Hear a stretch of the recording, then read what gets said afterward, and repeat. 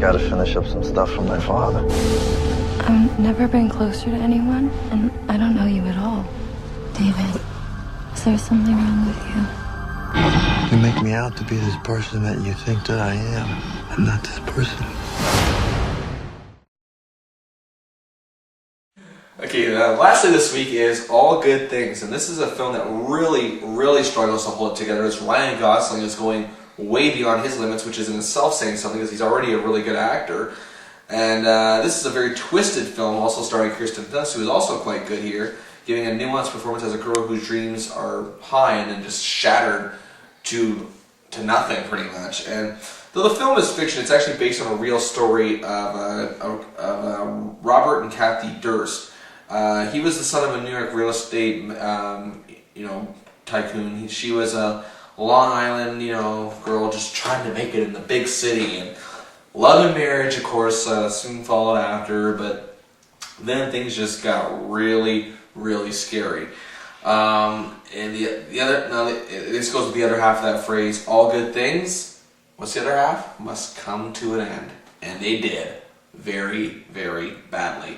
Now, 10 years into the marriage, it apparently turned violent, and one day Kathy vanished into thin air. No body was ever found, no murder charges were filed, and over the years the case would occasionally be pulled out, dusted off like cold case or whatever.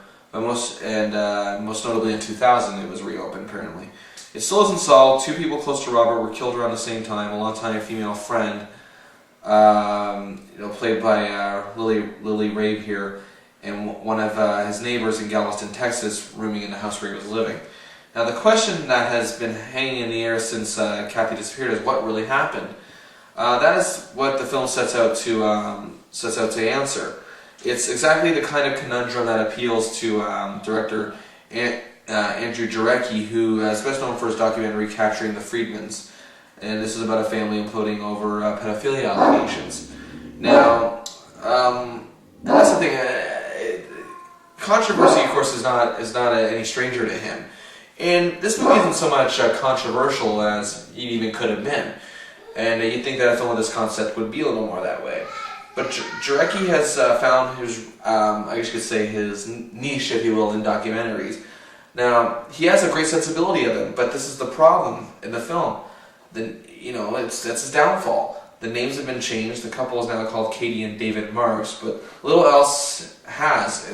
Instead, All Good Things is a case of letting too much of the facts get in the way. If the filmmakers had been, I guess you could say, a little bit bolder and ambitious with the theories and statements they're making in this film, it would have been much better quality. And given the array of performances here done really well, it could have been something tremendous here. And I think even if with a better aspect, if we will, around it, Dunst and Gosling could be considered for Oscars even. But the facts were certainly a juicy starting point, that's for sure. I mean, you want to take off from that, but when you take off, sometimes you just don't make it all the way. And sadly, that happens with this film. Now, when you're doing a movie like this, you have to be really careful, because when you got such a talented couple of actors, you can't emphasize. Like, I find that when you put actors like this together, of course, a lot of girls find Ryan Gosling to be a very good-looking guy. Some guys find Kirsten Dunst to be good-looking. Family Guy jokes aside, but this is really stuff here that you got to make sure that their presence of their natural looks don't outshadow what's going on in the movie. And thankfully, they do that here. That's one good thing about this film as well. And there's also a good cameo by Philip Baker Hall. You can't go out with one of those. He's just the man. But I gotta say too,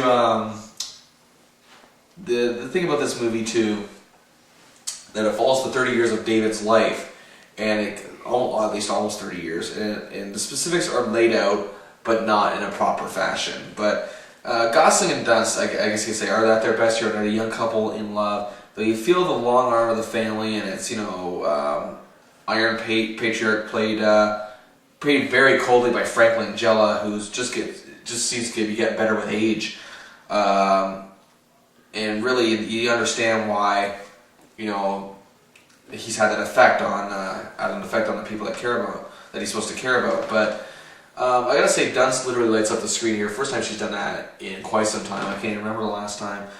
But granted that it's not easy to sustain even in a good movie, that kind of abilities. But they do that here, and I gotta say I'm quite happy for them. I think that both Gosling and Dunst really have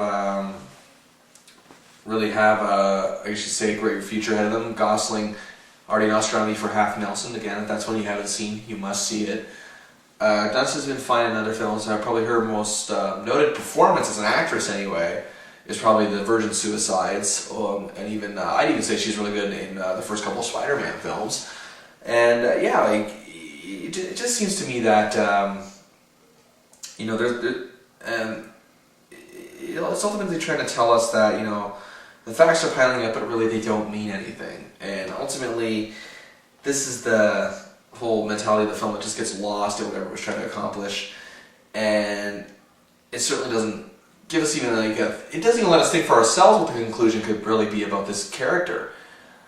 And sadly, that's just what, I know sometimes you gotta write the ending yourself in your head, and did he or didn't he kind of thing, but it doesn't even really give us that. It's just a series of mass confusion.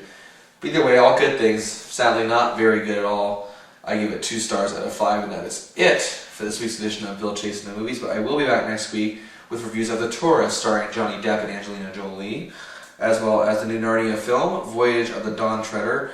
Also, The Fighter, starring Mark Wahlberg and Christian Bale, one I've been looking forward to. The Tempest, starring Helen Mirren, and Night Catches, a new indie film. And we're getting to the nitty-gritty, folks. Almost the end of the year. My 10 best and 10 worst are piling up. So yes, be ready. And that is it for this week's edition of Bill Chase in the Movies. Join the Facebook group, send me feedback. I'll gladly discuss anything you want. So until next week, I am Bill Chase, and I will be at the movies. Goodbye, everybody.